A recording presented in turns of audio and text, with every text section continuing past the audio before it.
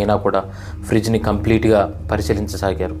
అయితే ఫ్రిడ్జ్లో ఎవరైతే ఈ మహాలక్ష్మి ఉన్నారో ఆవిడ తాలూకా శరీరాన్ని ముక్కలుగా కట్ చేసి ఫ్రిడ్జ్లో పెట్టారనమాట. పై షెల్ఫ్లో వచ్చేసి ఆమె కాళ్ళు, కింద షెల్ఫ్లో ఆమె తలకాయ కూడా పీసెస్గా కట్ చేసి ఆ ఫ్రిడ్జ్లో అయితే వాళ్ళకు దొరికాయి.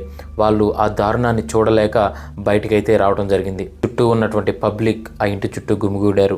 పోలీసులకైతే ఇన్ఫామ్ చేయడం జరిగింది. వెంటనే బెంగళూరు పోలీసులు రంగంలోకి దిగారు. కానీ వాళ్ళు కూడా ఆ ఇంటిలో కాళ్ళు పెట్టలేనటువంటి పరిస్థితి వాళ్ళు అక్కడ గమనించారు. ఈ పోలీసులు వెంటనే డబల్ మాస్క్స్ వేసుకొని లోనకైతే ప్రవేశించారు. వెంటనే ఈ ఉన్నటువంటి ఈ కంప్లీట్ పరిస్థితిని చూడి వాళ్ళు కూడా దిగ్భ్రాంతికి గురయ్యారు. ఫోరెన్సిక్ వాళ్ళని అయితే పిలవడం జరిగింది.